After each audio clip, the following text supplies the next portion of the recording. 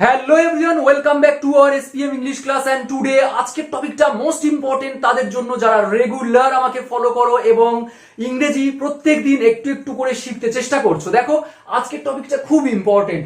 আমি 6টা সেন্টেন্স রেখেছি। এই 3টে সেন্টেন্স একটু আলাদা, এদের চেয়ে আবার এই 3টে সেন্টেন্স একটু আলাদা। বেশি কথা বলবো না, আজকের মোস্ট ইম্পর্টেন্ট টপিকটা আমরা দেখে নেব। দেখো, তুমি না থাকলে আমাদের কি হতো? আমাদের কি হতো তুমি না থাকলে? সো বাবা মা না থাকলে মেয়েটির কি হতো? টাকা না থাকলে লোকটির কি হতো? মানে টাকা না থাকলে লোকটির কি হতো? আমরা বর্তমানে আমার টাকা আছে, আমার বাবা মা আছে, তুমি আমার পাশে আছো, কিন্তু আমি ভাবছি এখন দাঁড়িয়ে যদি আমার সেটা না থাকতো তাহলে আমার কি হতো? অতীতে কি হতো যদি না তুমি থাকতে, যদি না আমার টাকা থাকতো, যদি না আমার বাবা মা থাকতো? সো অতীতে কি হতো, এটা বলতে আমরা এই ধরনের বাংলা বলি। তোমরাও নিজেরাই ট্রাই করো, খাতা পেন যদি থাকে পাশে তাহলে এই ধরনের সেন্টেন্স লিখে ফেলো।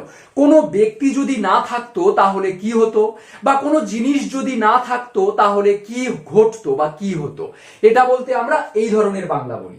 আর এখানে দেখো, তোমরা ইংরেজি না শিখলে তোমাদের কি হতো। আবার আছে আমি এখানে না আসলে তাদের কি হতো, তুমি আমাকে সাহায্য না করলে আমার কি হতো। ওকে, আমি এই 3টে সেন্টেন্স আসছি, আগে এই 3টে সেন্টেন্স আমি কারেকশন করে দিচ্ছি। দেখো, তুমি না থাকলে আমাদের কি হতো। সো কি হতো, কি হতো, কি হতো। আমি জিজ্ঞাসা করছি কি হতো ইংরেজি কি? আমরা প্রথমেই লিখবো what would, what would have, HAVE, what would have happened, HAPPENED, what would have happened, কি হতো। এবারে দেখো আমাদের কি হতো, তাহলে what would have happened আমাদের, আমরা টু দিয়ে আমাদের আস। ক্লিয়ার? তাহলে আমরা এইভাবে প্র্যাকটিস করব, what would have happened, what would have happened। Okay, so কি হতো এটাও লিখে ফেলো, what would have happened, HAPPENED। লোকটির কি হতো, সো আমরা বলবো two the man.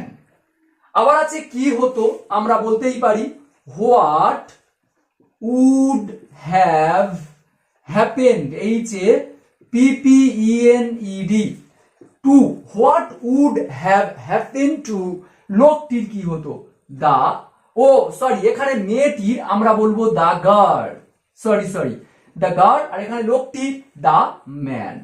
Okay, so কি হতো what would have happen to কার, লোকটির কি হতো the man, to the man, to the girl, to us. আবার যদি বলি আমার কি হতো, what would have happen to me. তোমার কি হতো, what would have happen to you. তাদের কি হতো, what would have happen to them. Clear? So আমাদের কি হতো হয়ে গেল, মেয়েটির কি হতো হয়ে গেল, লোকটির কি হতো হয়ে গেল। এবারে বাকি আছে তুমি না থাকলে। তাহলে না থাকার ইংরেজি আমরা সবাই জানি ছাড়া, WITHOUT, উইদাউট মানে ছাড়া অর্থাৎ নেই। সো তুমি না থাকলে উইদাউট, তাহলে you, interrogative mark, without you. আবার আছে বাবা মা না থাকলে, তাহলে না থাকা আমরা বলবো উইদাউট, আর বাবা মা বলতে আমরা বলবো পেরেন্টস, PARENTS, বলে ইন্টারোগেটিভ মার্ক দেবে অবশ্যই করে। নেক্সট, টাকা না থাকলে কি হতো, তাহলে আমি এখানে বলতে পারি উইদাউট মানি, MONEY, বলে interrogative mark. So what would have happen to us without you, তুমি না থাকলে আমার কি হতো, সরি আমাদের কি হতো। What would have happen to the girl without parents, বাবা মা না থাকলে মেয়েটির কি হতো। What would have happen to the man without money, টাকা না থাকলে লোকটির কি হতো। ক্লিয়ার? আমি ভেঙে ভেঙে ছোট্ট করে করে খুব ইজি ওয়েতে রেগুলার যেভাবে শেখাই এই টপিকটাও আমি সেইভাবেই শেখাচ্ছি। আশা করি যারা একেবারেই ইংরেজি পারো না বা যারা ভয় পাও তাদের জন্য খুব ইজি ওয়েতে আমি বলছি। তোমরা একটা ছোট্ট কমেন্ট করতে পারো আমাকে সত্যি ইজি লাগছে কিনা। নেক্সট, তোমরা ইংরেজি না শিখলে তোমাদের কি হতো। একটা জিনিস তোমরা ভালো করে খেয়াল করো, এই 3টে সেন্টেন্সে দেখো তুমি না থাকলে কি হতো, বাবা মা না থাকলে কি হতো, টাকা না থাকলে কি হতো। কোনো জিনিস না থাকলে কি হতো, আর কোনো ব্যক্তি না থাকলে কি হতো বলতে আমরা এখানে ব্যবহার করেছি দেখো what would have happened. Would এর পরে হ্যাভ, হ্যাভ এর পরে হ্যাপেনের থার্ড ফর্ম এখানে আমরা রেখেছি। ওকে, তাহলে কোনো জিনিস না থাকলে বা কোনো ব্যক্তি না থাকলে কি হতো বলতে আমরা বলবো হোয়াট উড হ্যাভ হ্যাপেন্ড। আবারও বলছি, কোনো ব্যক্তি না থাকলে বা কোনো জিনিস না থাকলে কি হতো বলতে আমরা হোয়াট উড হ্যাভ হ্যাপেন্ড। এবার এখানে দেখো কোনো কিছু কাজ না করলে কি হতো। দেখো এখানে তোমরা ইংরেজি না শিখলে কি হতো, তোমাদের কি হতো। সো এখানে দেখো না শিখলে, তাহলে এখানে বলা হচ্ছে শেখা কাজ, এই কাজটা না করলে কি হতো। আবার এখানে না আসলে অর্থাৎ আসা কাজ, এখানে না আসলে তাহলে কি হতো। আবার এখানে সাহায্য করা, সাহায্য করা কাজ, এই সাহায্য করাটা না করলে কি হতো। এখানে কোনো জিনিস বা কোনো ব্যক্তি না থাকলে কি হতো, আর এখানে কোনো কাজ না করলে কি হতো। তাহলে কোনো কাজ না করলে কি হতো বলতে আমরা এইটা লিখব হোয়াট উড হ্যাপেন, HAPPEN। মনে রাখবে হোয়াট উড হ্যাপেন, আমরা হ্যাভ দেব না এবং হ্যাপেনের থার্ড ফর্মও দেব না, তাহলে আমরা উড হ্যাপেনের ফার্স্ট ফর্ম রাখবো উড হ্যাপেন। কারণ কি, কোনো কাজ না করলে কি হতো, কি হতো বলতে হোয়াট উড হ্যাপেন। আর এখানে কোনো ব্যক্তি বা কোনো জিনিস না থাকলে কি হতো বলতে হোয়াট উড হ্যাভ হ্যাপেন। এইটা মনে রাখো। এবারে চলো তাহলে তোমাদের কি হতো, আমি বলবো what would happen to you. Okay, আর পরে আমরা আসছি এই তোমরা ইংরেজি না শিখলে এটাতে তাদের কি হতো, আমি বলবো what would happen, HAPPEN, what would happen তাদের, তাহলে টু দেম। আবার আছে কি হতো, আমি বলবো what would happen, HAPPEN, happen to আমার কি হতো, টু মি। এবারে বাকি রইল আমরা এখানে মার্ক করছি এইটা তোমরা ইংরেজি না শিখলে, আমি এখানে না আসলে, তুমি আমাকে সাহায্য না করলে। চলো, তোমরা ইংরেজি না শিখলে এটার মানে হলো যদি তুমি ইংরেজি না শিখতে, যদি তুমি ইংরেজি না শিখতে। সো যদি আমরা বলবো ইফ। ক্লিয়ার, তুমি ইউ, শেখা ইংরেজি কি লার্ন, আর না শিখতে পাস্ট আছে লার্নড বলবো। এবার না শিখতে তাহলে আমরা নার জন্য কি আসবে, নট আসবে, একটা নট। সরি, আমি একটু ক্লিয়ার করে লিখতে চাইছি। দেখো LEARNT লার্ন, এটা হলো পাস্ট টেন্স। ইউ লার্ন, তুমি শিখতে। এখানে আছে কিন্তু না শিখতে, পাস্টে আছে না শিখতে, তাহলে নার জন্য আমরা কি দেব, নট। নট একা একা বসে না, সো পাস্ট টেন্স, তার জন্য আমরা হেল্পিং ভার্ব ডিড নেব, did not. You did not, যখনই ডিড পাস্ট টেন্স করে দিচ্ছি আর এইটা তখন ভার্বের ফার্স্ট ফর্ম হয়ে যাবে অর্থাৎ লার্ন। ক্লিয়ার হলো। If you did not learn English, তাহলে সেন্টেন্সটা এইরকম, আর ইন্টারোগেটিভ মার্ক। আর একটা জিনিস দেখো, ডিড নট কে আমরা শর্ট এন্ড করে যদি বলি did n apostrophe t, didn't, তাহলে কি হলো what would happen to you, তোমার কি হতো if you didn't learn English, যদি তুমি ইংরেজি না শিখতে। ওকে, আবার এই জিনিসটা দেখো, তাহলে কোনো কিছু না করলে কি হতো, না করলে কি হতো, এটা বলতে আমরা কি হতো বলতে হোয়াট উড হ্যাপেন দেব। আর কোনো জিনিস বা কোনো ব্যক্তি না থাকলে কি হতো, তখন আমরা বলবো হোয়াট উড হ্যাভ দিয়ে ভার্বের থার্ড ফর্ম হ্যাপেন্ড।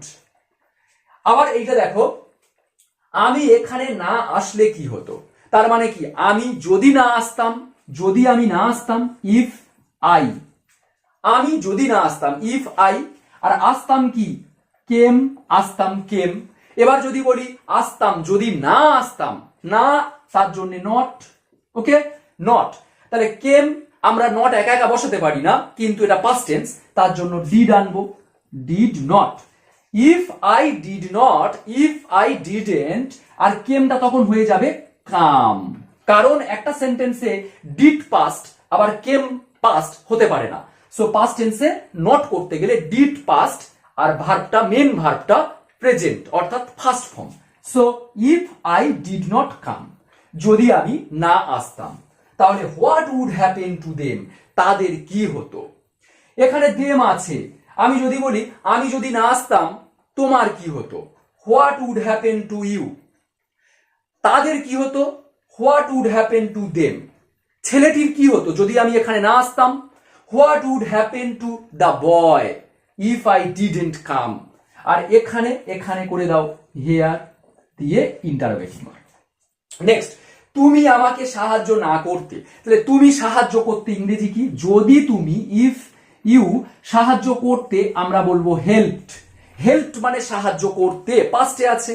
ওকে, এবারে আমরা যদি বলি সাহায্য না করতে, নার জন্য আমরা নট, এনটি আর ডিড এনে দাও পাস্ট টেন্সে, ডিডেন্ট।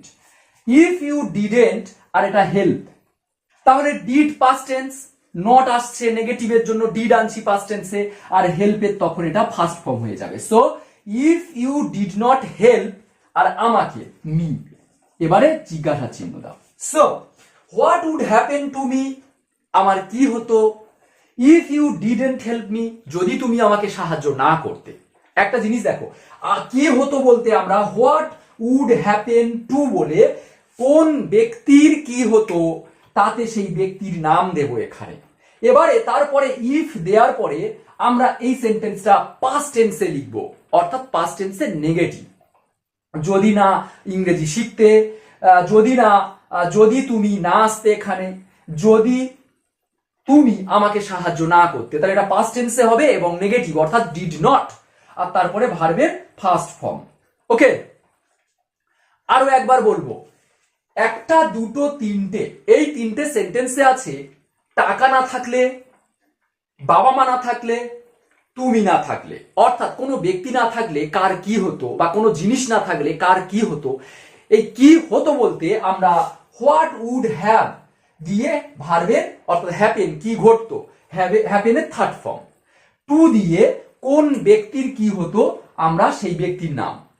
এবারে কোনো কিছু না কাজ করলে কি হতো, না শিখলে কি হতো, না গেলে কি হতো, না বললে কি হতো, এই কোনো কিছু কাজ না করলে কি হতো, কাজ কি হতো বলতে তখন আমরা হোয়াট উড হ্যাপেন দেব। লুক এট দ্য বোর্ড, আমি এখানে ফরম্যাট লিখেছি, যাদের প্রয়োজন তারা করতে পারো। এছাড়াও ফরম্যাট মুখস্থ করাচ্ছে, আমি বারবার তোমাদের অ্যাডভাইস দিই যে ফরম্যাট মুখস্থ করাচ্ছে আমরা যদি বাংলা সেন্টেন্সটা ঠিকঠাক ভাবে বুঝে নিই, কোন ফর্মে আছে, কোন ওয়ার্ডটা ইউজ হবে, কোন টেন্সে, তাহলে সেটা খুব আরো ইজি হয়, অনেক দিন মনে রাখে। সো দেখো, পিন্টু স্যার না থাকলে আমাদের কি হতো। অবশ্যই তোমরা ইংরেজি শিখতে, জাস্ট আমি এটা এক্সাম্পল একটা দিয়ে দিলাম। সো পিন্টু স্যার না থাকলে আমাদের কি হতো। এখানে দেখো, এখানে স্যার না থাকলে কি হতো, এখানে কোনো ব্যক্তি না থাকলে কি হতো, কোনো ব্যক্তি না থাকলে কি হতো। এই কি হতো বলতে আমরা what would have happen, have এর পরে হ্যাপেনের থার্ড ফর্ম রাখছি। টু দিয়ে কাদের কি হতো সেই তাদের নামটা রাখবো। আর উইদাউট বলে কোন ব্যক্তি ছাড়া কি হতো বা কোন জিনিস ছাড়া কি হতো উইদাউটের পরে রাখবো। এবারে দেখো, পিন্টু স্যার ইংরেজি না শেখালে আমাদের কি হতো। এবার এখানে কোনো কাজ না করলে কি হতো, দেখো না শেখালে আছে। সো এটা কোনো ব্যক্তি না থাকলে কি হতো বা কোনো জিনিস না থাকলে কি হতো আমরা এটা বলবো। আর কোনো কিছু না করলে কি হতো, তাহলে না শেখালে কি হতো, এই কি হতো বলতে আমরা হোয়াট উড হ্যাপেন, শুধু এটা রাখবো। টুর পরে তারপরে কাদের কি হতো, আমাদের কি হতো। ইফ যদি, যদি বলে আমরা এই সেন্টেন্সটা, যদি বলে ইফ বলে আমরা এই সেন্টেন্সটা লিখবো। পিন্টু স্যার ইংরেজি না শেখালে এটার মানে হলো স্যার যদি, যদি স্যার ইংরেজি না শেখাতো, না শেখাতো, তাহলে শেখাতো পাস্ট টেন্স, টিচ, শেখাতো পাস্ট মানে টট, টট। আর না শেখাতো তাহলে নেগেটিভ করলে কি হবে, পাস্ট টেন্সের নেগেটিভ করলে টট। আমি বলে দিচ্ছি TAUGHT, টট মানে পাস্ট টেন্স, স্যার টট পাস্ট টেন্স। এবার যদি নেগেটিভ করি নট বলি, তাহলে পাস্ট টেন্সে নট একা একা বসে না, এখানে কি হেল্পিং ভার্ব হবে। এখানে যদি হেল্পিং ভার্ব দাও যেটা, তাহলে টটটাকে তখন আমরা ভার্বের ফার্স্ট ফর্ম করে দেব টিচ। আর আমি বলবো না। এবার তোমরা কমেন্ট করে জানাতে পারো এই দুটো সেন্টেন্স। আর আদারওয়াইজ যদি অন্য সেন্টেন্স তোমরা কমেন্ট করতে পারো তাহলে আরো খুব